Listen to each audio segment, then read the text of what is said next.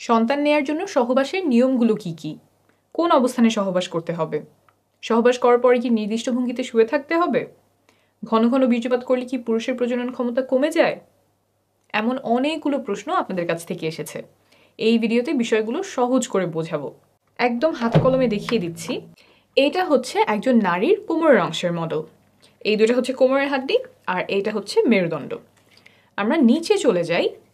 এই ওপরে যে ছোট্ট ছিদ্রটা দেখতে পাচ্ছেন, এটা হচ্ছে প্রস্রাবের রাস্তা, এদিক দিয়ে প্রস্রাব বের হয়। তার নিচে এই ছিদ্রটা দেখতে পাচ্ছেন, এইটা হচ্ছে যোনিপথের ছিদ্র। এখান দিয়েই মাসিকের রক্ত বের হয়, প্রসবের সময় এই রাস্তা দিয়েই বাচ্চা বের হয় এবং সহবাসের সময় এই রাস্তাতেই বীর্যপাত হয়। আর নিচে যেটা দেখতে পাচ্ছেন, এটা হচ্ছে পায়ুপথ, এখান দিয়ে মল বের হয়। এখন আমরা চলে আসি ভেতরে কি আছে। সবচেয়ে উপরের ছিদ্রটা ছিল প্রস্রাবের রাস্তা, তাই আমাদের প্রস্রাবের রাস্তার পেছনে আছে মূত্রথলি। এখানে প্রস্রাব জমা থাকে, তারপর প্রস্রাবের রাস্তা দিয়ে বের হয়ে যায়। এখন আমরা আসবো যোনিপথের রাস্তার পেছনে কি থাকে। সন্তান ধারণ বোঝার জন্য এটাই সবচেয়ে গুরুত্বপূর্ণ। যোনিপথের পেছনে থাকে এই জিনিসটা, আস্তে আস্তে বোঝাই। এই যে দেখছেন ছিদ্রটা, এটাই হচ্ছে যোনিপথের ছিদ্র। এদিক দিয়েই রক্ত বের হয়, এদিক দিয়েই বীর্যপাত হয়, আবার এই রাস্তা দিয়েই বাচ্চা প্রসব হয়।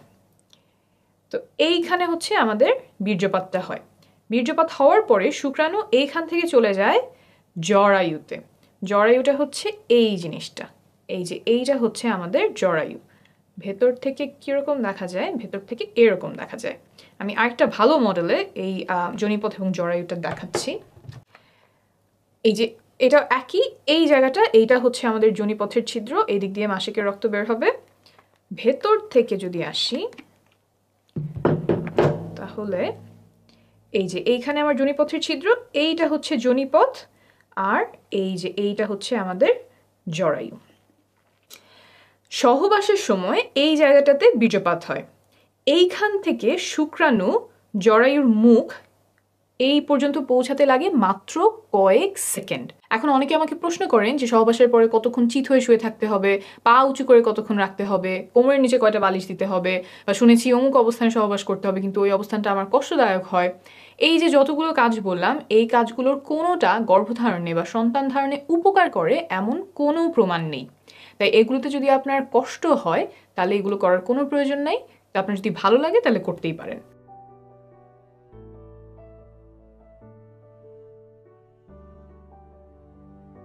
তবে একটা কাজ আছে যেটা করলে গর্ভধারণে বা সন্তান ধারণে অনেক উপকার হয়, এটা প্রমাণিত। সেটা হলো সঠিক সময়ে সহবাস করা।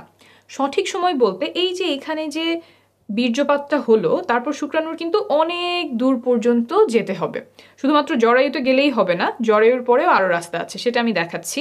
এই যোনিপথ পার হয়ে জরায়ু পার হয়ে নালী পর্যন্ত আসতে হয়। এই যে জরায়ুর দুই পাশে যে জিনিসটা দেখছেন, এইটাই ডিম্বাশয়। এইখানে ডিম্বাণু থাকে, তারপর ডিম ফুটে বের হয়ে নালীতে আসে। এইখানে এসে ডিম্বাণু শুক্রাণুর সাথে মিলিত হয়। অর্থাৎ শুক্রাণুর যে লম্বা পথ, যোনিপথ, তারপর জরায়ু, তারপর নালীতে আসা, এই লম্বা যাত্রায় তাকে অনেক কিছু সাহায্য করে। যোনিপথের যে স্রাব আছে, জরায়ুর যে স্রাব আছে, তারপর সংকোচন প্রসারণ, এই সব মিলে শুক্রাণুর পথটাকে সুগম করে।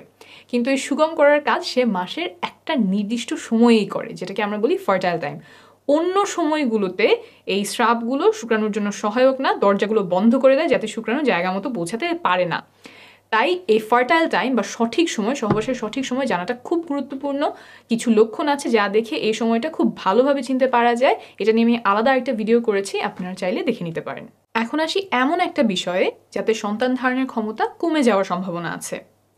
সহবাসের সময় অনেকে পিচ্ছিল করার জন্য মুখের থুতু ব্যবহার করেন, আবার কেউ কেউ লুব্রিকেন্ট ব্যবহার করেন। ল্যাবে পরীক্ষা করে পাওয়া গেছে যে থুতু এবং কয়েক ধরনের লুব্রিকেন্ট শুক্রাণুর চলাচল ক্ষমতা কমিয়ে দেয়। তাই সাবধানতা বশত এসব পরিহার করার পরামর্শ দিচ্ছে American society for reproductive medicine. অর্থাৎ আপনি যদি থুতু ব্যবহার করেন, সেটা আপাতত বন্ধ রাখলে ভালো হবে। আর যদি লুব্রিকেন্ট ব্যবহার করতে হয়, তাহলে এই লেখাটা প্যাকেটের গায়ে দেখে কিনবেন। এসব ব্যবহার করলে যে গর্ভধারণের সম্ভাবনা বেড়ে যাবে তা কিন্তু নয়, বরং প্রয়োজন হলে ব্যবহার করতে পারেন। এখন বলি, ঘন ঘন বীর্যপাত করলে পুরুষের প্রজনন ক্ষমতা কমে যায় কিনা, সন্তান ধারণের জন্য কত ঘন ঘন সহবাস করার প্রয়োজন। একটা গবেষণায় দেখা গেছে যে প্রতিদিন সহবাস করলে সফল হওয়ার সম্ভাবনা সবচেয়ে বেশি থাকে, 37%। একদিন পর পর সহবাস করলেও সফলতার সম্ভাবনা কাছাকাছি থাকে, 33%। কিন্তু যদি সপ্তাহে একবার সহবাস করা হয় তখন সম্ভাবনা নেমে আসে মাত্র 15%। অর্থাৎ ঘন ঘন সহবাসে সফলতার সম্ভাবনা বাড়ে। প্রতিদিন বা একদিন পরপর চেষ্টা করলে সর্বোচ্চ সম্ভাবনা থাকে। অনেকের একটা ভুল ধারণা আছে যে ঘন ঘন বীর্যপাত করলে পুরুষের প্রজনন ক্ষমতা কমে যায়। অনেকদিন পরপর বীর্যপাত করলে বীর্য ঘন মনে হয়, সেখান থেকে এই ধারণা তৈরি হতে পারে। তবে প্রায় 10,000 বীর্যের স্যাম্পল নিয়ে করা একটা বড় গবেষণায় দেখা গেছে যে প্রতিদিন বীর্যপাতেও শুক্রাণুর সংখ্যা স্বাভাবিক থাকে। আমি নিচে রেফারেন্স দিয়ে দিব, আপনি নিজেই চেক করে নিতে পারবেন। মোট কথা, প্রতিদিন বা একদিন পরপর চেষ্টা করলে সর্বোচ্চ সম্ভাবনা থাকে। আর যদি ফার্টাইল উইন্ডো বা গর্ভধারণের সবচেয়ে সম্ভাবনাময় সময়টা খুঁজে বের করে তখন ঘন ঘন চেষ্টা করা যায় তাহলে আরও ভালো। তবে সবার পক্ষে সব শিডিউল মেনে চেষ্টা করা সম্ভব নয়, অনেকের জন্য সেটা উপযুক্তও হবে না। আপনি নির্ভরযোগ্য তথ্যগুলো জেনে রাখলেন, তারপর আপনার পরিস্থিতি অনুযায়ী যেটা ভালো হয় আপনি সেভাবেই সিদ্ধান্ত নেবেন। আপনি যখন বাচ্চা নেওয়ার চেষ্টা করছেন তখন মা ও শিশু সুস্বাস্থ্যের জন্য কিছু নিয়ম মানা আবশ্যক, যেমন ফলিক অ্যাসিড খাওয়া, যাতে করে বাচ্চার ব্রেইন আর মেরুদণ্ডে জন্মগত ত্রুটি হওয়ার ঝুঁকি কমে যায়। এসব আমি আরেকটা ভিডিওতে সহজে বুঝিয়েছি, প্রয়োজন হলে সেই ভিডিওটি দেখে নেবেন। ভালো থাকবেন, সুস্থ থাকবেন।